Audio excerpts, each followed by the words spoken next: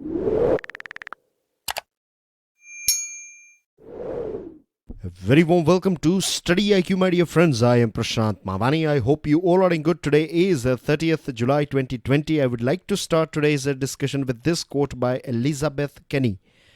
It's better to be a lion for a day than a sheep all your life. That means whatever you do, do it with conviction, courage, and confidence rather than being cramped, and rather than being too much afraid of result and what people will think about and things like that. With this, dear friends, Study IQ team has designed a smart course. This smart course is for Civil Services Examination. It covers your pre as well as mains examination. And to find out more about it, all you have to do is download our mobile application. Dear friends, good news is that till 31st July 2020, EMI option is also available. So make the most out of this offer. You can download the PDF of today's lecture from my Telegram channel. You can follow me on Facebook. Please make sure that you share this lecture with other students. Hit the like button if you have learned something from today's discussion, and please don't forget to subscribe to our YouTube channel. On our table, we have 5 articles from the Hindu newspaper. The first one is about politics of Nepal. Second one is about politics of Malaysia. Third one is about cyber security, role of state actors, state as well as individual or private actors. Actors, when I say, I mean to say stakeholders. And then we have the fourth one, shaping the digital world. Both of them are about one topic. They are associated with each other. So we are going to see it, we are going to see these 2 articles as one unit. And I'm going to discuss so many things about so many various different points, and then you'll find so many facts as well here in these 2 articles. And the last one is very easy to understand but very difficult to implement. It's about protecting our biodiversity, and then we have some news items. So let's start with this one, trouble in Nepal. Now, the reason I am discussing a little bit of politics that is going on in Nepal is because Nepal is a neighboring country. And the things that are going on between India and Nepal are not great. We have a roti-beti relationship and cultural relation, religious tourism, medical tourism. People of Nepal can come and work here. People of India can go and work there. Defense partnership, and there are so many things. I can go on and on, right? So when you have this good relationship with any country, and for some petty politics, if the prime minister of that country starts bragging about our country or the partner country, then that is very sad. For short-term gains, you are destroying long-term benefits, strategic benefits, as well as you are destroying the bridges that have been there since time immemorial. So on your screen, the photo is of Prime Minister of Nepal. His name is KP Sharma Oli. I'm going to refer him as Mr. Oli.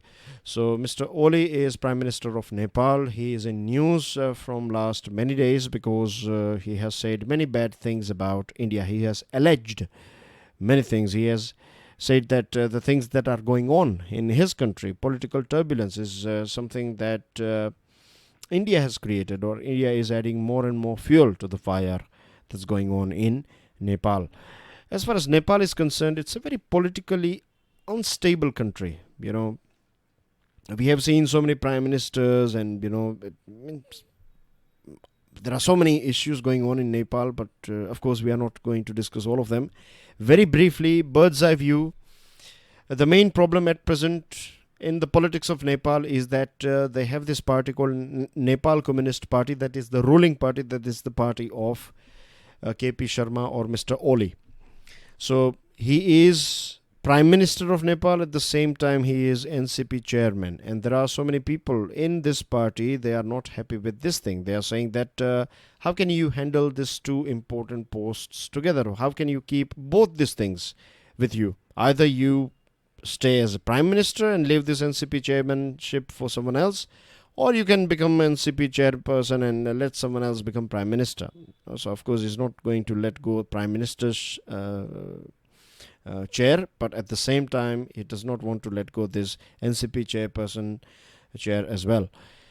And many people are saying that he is very autocratic. He takes everything is centralized. Right, decentralization is not there in NCP as well as Oli's government. So all decisions are taken. Most of the decisions are taken by himself. Mr. Oli's head-on collision with India over the past few weeks is also one main reason. Like so many people, his party as well as other political parties, they are not happy with this decision. They are not happy with this collision with India. They also respect the relationship that Nepal shares with India, so they are not happy with this thing. And then you have this Pushpa Kamal Dahal. He's also famously known as Prachand. So Prachand is the main rival of KP Oli. If you go back in the history of their partnership, then you will find ups and downs. But again, it's not that important for you guys. Just keep this thing in mind that Prachanda is the main rival of KP Oli. Now, the thing is, in Nepal, you have this 2-year system. So it's like a protection that is given to Prime Minister. So as soon as you become Prime Minister, for next 2 years, you cannot be removed. Your prime ministership cannot be challenged. So basically there cannot be any floor test for next 2 years, right? But after 2 years there can be a floor test. So first 2 years of KP or Mr. Oli, they are not that great. The things that he has promised, he has not fulfilled those promises. And to cover this thing up, it is said that he is pointing his finger towards India, so that he can create a sensation, new sensation with this India topic, and he can divert attention of people of his country to a new topic, and he can hide behind this whole big controversy. So now 2 years are over, and his prime ministership can be challenged, and it looks like things may not sure, but I'm not an expert in the politics of Nepal, but it looks like someone is going to challenge, not now, but maybe in future. One more interesting thing is that Mr. Oli blames Indian embassy in Kathmandu, that Indian embassy, and indirectly he's saying that India via Indian embassy is adding fuel to the fire. But it's very strange, right? It's a very, very strange thing that the Chinese ambassador to Nepal, he's playing a very active role in the politics of Nepal. This is generally not allowed. This is generally not acceptable. But you can see here that China has controlled, or China has considerable amount of control over political parties of Nepal. That's what I see from this interference of Chinese ambassador to Nepal. In this meeting, he tried to take both this Mr. Oli as well as Prachanda. He tried to arrange a meeting between these two leaders. I think this Chinese ambassador to Nepal, I don't know the name, but I think she's a lady, and she tried to I think she has been successful in arranging a meeting as well. But it's very odd. It's very, it's something that is very unusual, that ambassadors playing active role in local politics, domestic politics. And this is something that is not talked about. Media is not covering it that much. And this NCP party people, they are also not talking about this thing. And at the same time, you are damaging relationship with a country that has always been there for you, and people who have always been there for you. And same thing goes for Nepali people as well, right? People of Nepal, they have been there with us, right? And they have stayed with us in various different times, in ups and downs. So we cannot allow this petty politics to damage this relationship. At present, things are so bad that both sides, India and Nepal, they are not even willing to schedule a meeting of foreign secretaries. This meeting is important because if we have this meeting, then we can solve these problems. But until and unless you don't allow, if you cannot come on a same page as far as scheduling is or schedule is concerned, then how we are going to meet. So it's very sad, very unfortunate. Moving on to next item on your screen, the photo is of Najib Razak. Who is Najib Razak? He's one of the most powerful politician of Malaysia. His father was prime minister, so he comes from a political background, a family that has a solid foundation in the politics of Malaysia. He has been a public figure for nearly 40 years. He has been one of the most powerful voices of Malaysian politics, and he has been legislator for nearly for decades, and he has been prime minister for nearly 9 years. So you can imagine that he is a very powerful person. Now, the reason why he is in news is very bad, and the thing is, a court has found him guilty on 7 corruption charges in connection with this 1MDB financial fraud. I think yesterday my colleague Ankit Agrawal made one video on this topic, 1MDB financial fraud, or this financial scandal. So he was sentenced to 12 years in prison and fined $50 million. I'm going to be very brief here. These investigators, they have found that Picasso painting was purchased and mega yacht was purchased, and money was given in Hollywood films like The Wolf of Wall Street, and Mr. Najib's, Mr. Razak's bank account received $1 billion. So things are very bad. One of the most famous as well as politically powerful person has been given this big 12 years imprisonment. So that's a matter of shame for the politics of Malaysia. And the new government of Muhyiddin Yassin is also not that strong. It has a razor thin majority. That means few MPs, if they quit their support, then this new government will fall down as well. So how he will react, whether he will try to save Najib or Mr. What is the name again? Razak, right? Najib Razak, whether he will save him or whether he will create interference in investigation and trial, we have to wait and watch. But just a very brief, it's more about general awareness for you guys, right? Not directly important for your examination, but it's important to know if there are things like this, then you should know at least a few bits about it rather than having an expertise on that particular thing. Now, a quest for order amid cyber security.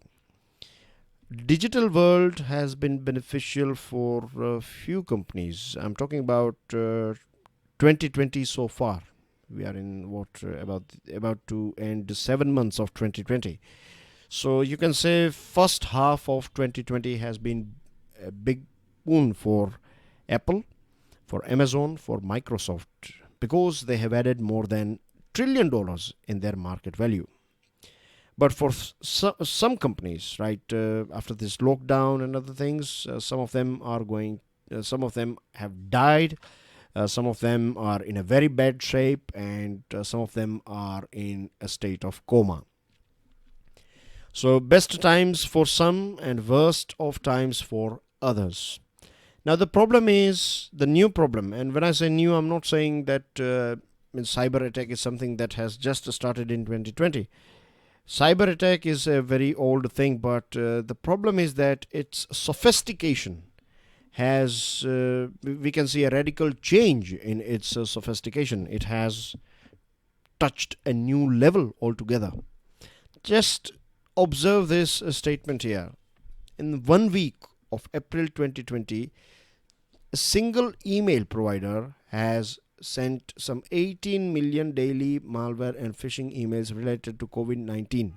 Just one email address was used to send 18 million daily malware, and you see 240 million COVID related daily spam messages are also In addition to this, more than 240 million COVID-19 related daily spam messages. So look at the sophistication here.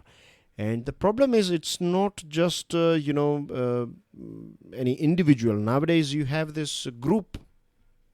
They are like proper business partners, just like any legit business. There are people who are in this business of cyber attacks and hacking, right? What they do is they will control your data. If you have, let's say, if you are a bank, then they will control they will hack your system, and they will control your data, and then they will ask you to pay this much money. Extortion, basically. They used to kidnap your kids and your loved ones, but now they are kidnapping your data.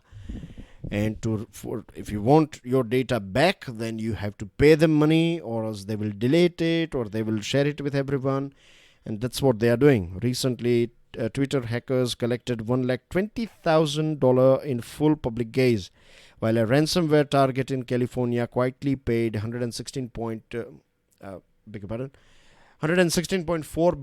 or $1.14 million. And this is going on openly, and no one is there to stop these people. The problem is role of states, role of governments, or role of country in cyber attacks. Australia has mentioned attacks by a state actor. It's talking about China. USA has talked about China. UK has talked about Russia. We know in recent past we have banned TikTok and some other applications, and one of the main reasons is cybersecurity and other things. And China is infamous for doing this sort of things. Israel is infamous for doing this sort of things. So Pakistan as well, and there are so many groups as well as individuals as well as state actors. They do this sort of things online. Now, air, water, there are so many things, we call them global commons. Like, for example, if you ask me, then Amazon jungle for me is not a property of a country called Brazil. It's a property of humanity. It's not just humanity. I'm sorry I used this word humanity. It belongs to every living organism on this world, right?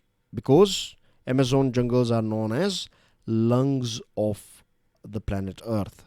So if you are destroying these lungs of planet Earth, right, if Brazil is destroying it, if the government of Brazil is giving green signal to destroy it, then it is not just damaging the people of Brazil, it is damaging the whole world. So in short, in a nutshell, what I'm saying is we need to have a global commons when it comes to cyberspace, because we search so many things. Our data is collected by so many countries, and what happens is physical infrastructure is controlled by national laws, isn't it? If you have a server in your country, then your national laws will control your server and rules and regulations about your server. And the states, it is the responsibility of government to provide the cybersecurity, enforcement of laws, and protection of public goods. For example, if we say China, then there are so many hackers in China. They do attack Indian government offices, and they do attack the Indian banks and other individuals. And this is just one example, but they do this thing. But why China is not taking any sort of action? Because directly, indirectly, China is also involved with them. So what we need is what Russia started back in 1998. Russia inscribed the issue of information and communications technologies in international security on the United Nations agenda. And since then, 6 group of governmental experts with 2-year terms and limited membership have functioned, the most on any issue at the United Nations. In addition, Open-Ended Working Group OEWG began last year with a broadly similar mandate but open to all. Let me give you one information here. Out of this 6 times this group was created, 6 group of governmental experts, and India was part of 5 group of governmental experts. So India has good amount of experience in dealing with this sort of things, and we have big number of people using internet and this ICT products in our country. The problem with our country as well as the world is that the growth of technology, the speed or pace of technology is much faster, it's too fast for norms and institutions. An institution cannot update at present. We are fine. When I say cannot, I mean to say it is not capable at present to upgrade and update itself with changing technology, and that is a big problem. But what we can do is we can create borderlines, we can create a list of do's and don'ts, isn't it? For that, India can play a very important role. We have Indian Computer Emergency Response Team. This is a very important information for you guys, that it is a nodal agency for cyber security in our country. If I ask you a question, or if they ask you a question in your examination, name or identify a nodal agency of India that is responsible for cyber security in our country, then remember the answer is CERTIN, that is Computer Emergency Response Team India, and it is known as Indian Computer Emergency Response Team. Okay, so keep this thing in mind. This is a very important information. Then we have this Budapest Convention. It's a European initiative. So match the following type of MCQ question, or maybe a direct question like Budapest Convention or Convention on Cybercrime of the Council of Europe. CETS number 185 is also known as what convention? So remember, it is Budapest Convention. One more point I would like to add here is that we need to bring in private players as well, like Microsoft initiated Cybersecurity Tech Accord. Siemens led Charter of Trust. So private players, they have expertise, they have talented people with them, they have experience. So we need to take them on board. So government plus private plus, I would say, extraordinary experts. You know, there are individuals, they have expertise in cybersecurity and things. So we need to bring them on board as well. And then you can decide rules and regulations. Shaping the digital world. This one is also associated with the same topic. Now we know that we are not going to allow Huawei as well as this ZTE to take part in this 5G trials. Earlier on, USA used to tell us this thing that Huawei as well as ZTE should not be part of it, and USA has been talking about this thing for a very long period of time. But at that point of time, we were saying that it's okay, we will allow them. But after this border tensions, now we are saying that we are going to stop them. So I'm not pointing fingers at government, but this is means I want you guys to understand that this is our weakness, isn't it? Earlier on, we were okay with Huawei, but now after this border tensions, we are saying that no, we cannot allow them. So why we were not thinking like that before? Who did research, right? If USA was telling that this thing is going on, that this Chinese 5G companies are part of their army or their government, then why there was no investigation conducted? Means, did someone ask USA to provide documents and evidence so that we can take decision about it? If not, then we should be shameful, you know, that we never bothered to check USA's claim. Reactive and ad hoc tech squabbles cannot be a replacement for a robust foreign policy. Here, this article is giving us one point that, see, when it comes to our constitutional ethos like freedom of speech, this platforms, they play a very important role. Second thing, national security is also important. At the same time, economic growth. So we have to keep this fine balance between national security and economic growth. So without any explanation, without anything, means if you're just banning these companies because we have border tensions, then that is also not right. We have to be very careful here, because so many people are directly, indirectly making money out of these companies, isn't it? And why we are not able to create this sort of apps, I wonder.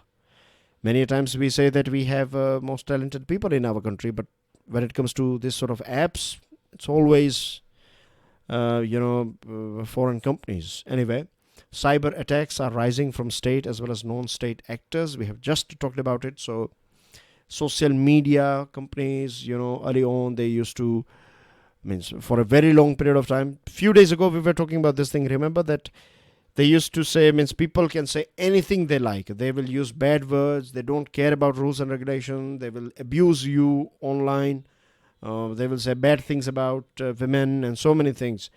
but no one can stop them. So far things were going on as it is because social media companies were aware about it. But after people as well as government started talking about this thing and if demanding that this should be stopped, then they came out with this option of blocking these people or reporting these people, isn't it?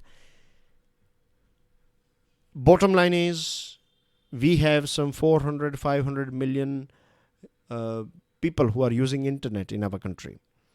Still we have 600 million or 6.5 million 650 million people, or 630 to be precise.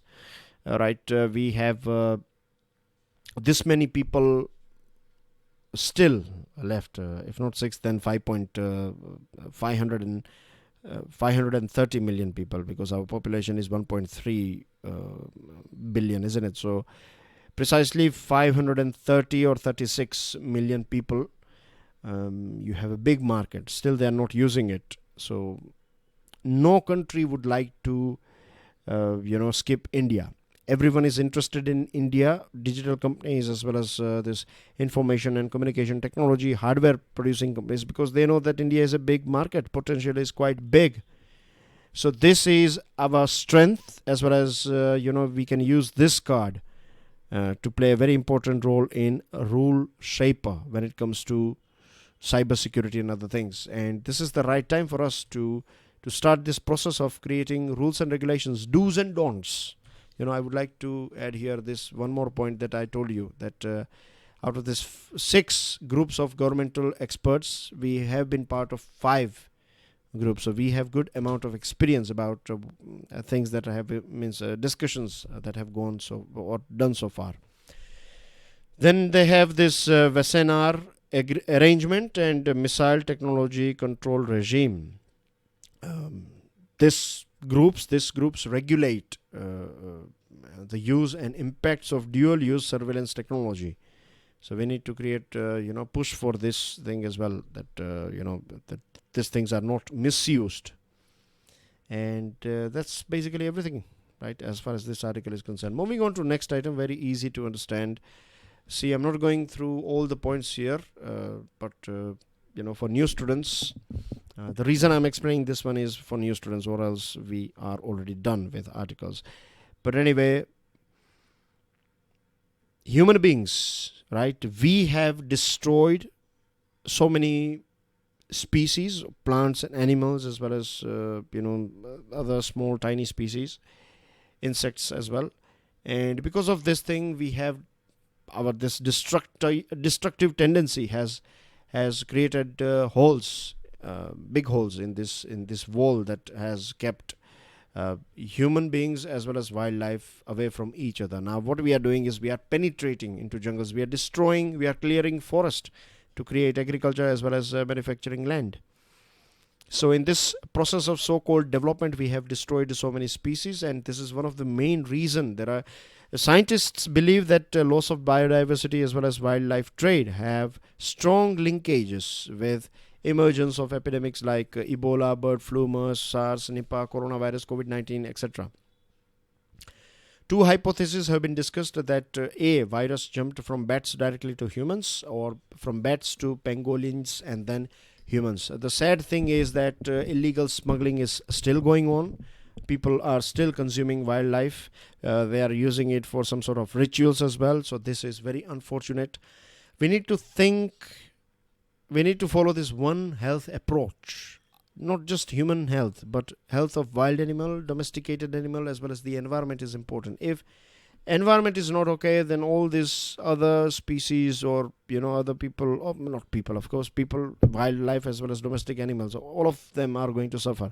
If domestic animals are not there, then you never know. That means they also act as a wall, right? But if they are gone, then we can many wild animals and their diseases can reach human beings, and human beings diseases can reach wildlife as well. So we need to think from this one health point of view, and mass biodiversity literacy is the only key. When whatever we do, if our actions, if the products that we are creating and using, services that we are creating and using, if we are conscious enough that we don't, the things that we are using, it is not harmful to ecosystem, then only we will survive, or else we will swim and sink together. Today tigers are vanishing. Today pangolins are being killed for their hair and other things. If we are overfishing, then at present it is a matter of time. Today fishes are dying, tomorrow we will die, so that's the thing. And then you have some news items here. We have received 5 Rafale fighter jets. Unlock 3 has been declared. Total recovery is quite impressive, right? We are going to touch 1 million mark. And then I have news item from one-liner from 5 states: Madhya Pradesh, Tamil Nadu, Kerala, Bihar and Gujarat. And new education policy 2020 has been declared. Make sure you go through this full news item. And that's everything today's discussion. Thank you very much for watching this video. God bless you all. Jai Hind.